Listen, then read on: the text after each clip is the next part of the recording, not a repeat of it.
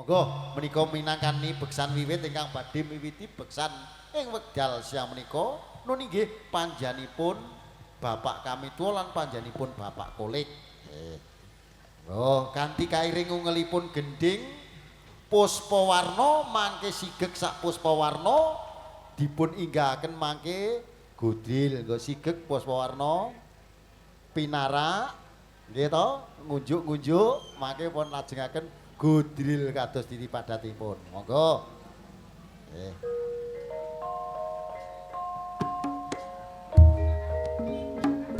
Yo.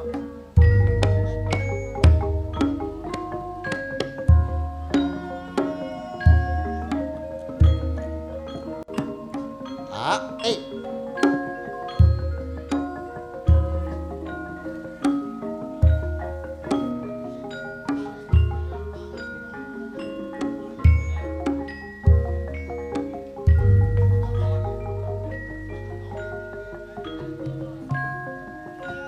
ayo ya.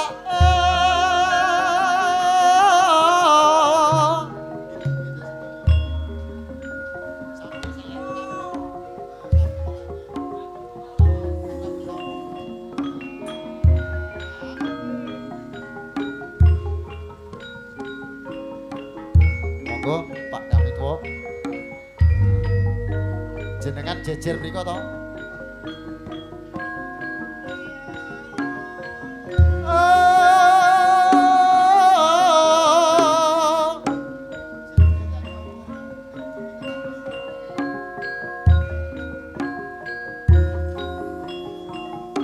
Kadangnya dhewe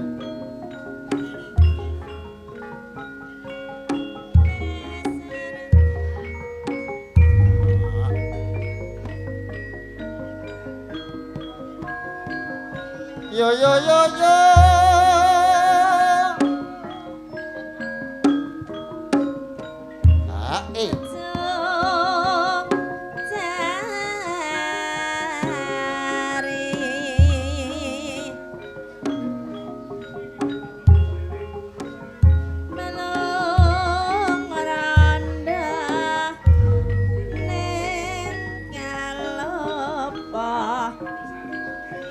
ayo yo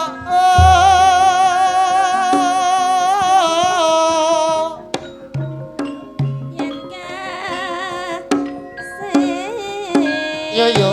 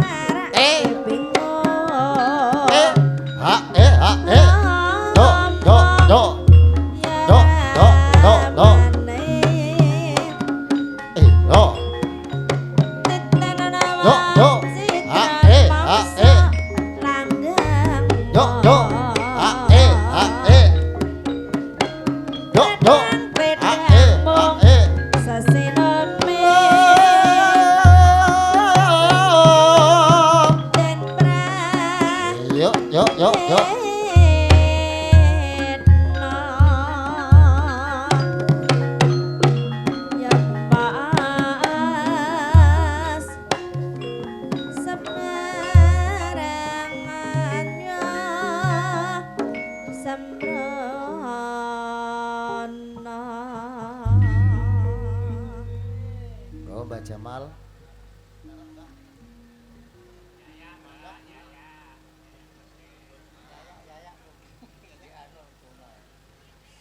Ah, eh,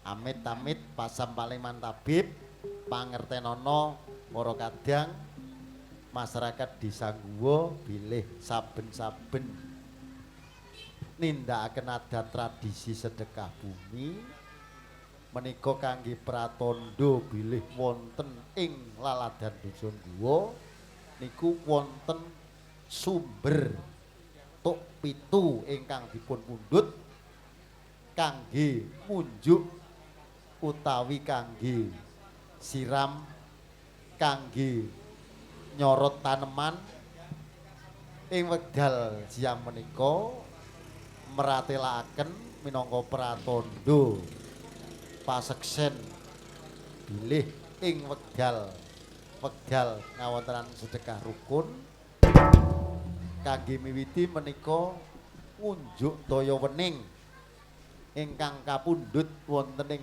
telenging tuk pitu. Nah, monggo ingkang sepisanan ingkang badhe ngunjuk daya wening menika panjanipun bapa kami tuwa. Nggih, pun unjuk Pak kami tuwa. Nggih, unjuk senajan po sakedhik nika namung tirta. Nggih. Ingkang dipun wadahi wonten ing cangkir. Nggih. Cangkir menika kangge nyancang pikir. Nggih. Lan toyanipun dipun wadahi wonten ing kendi. Oh, kendi menika merlu pralampita artosipun kendalikan diri utawi ngendhaleni diri. Mula wong riyin menika toyanipun kangge ngunjuk menika dipun pangginaken wonten ing kendi. Nggih. Monggo. Monggo nika sak sampunipun dipun unjuk. Monggo ingkang nusul beksa sinten-sinten biasanipun Pak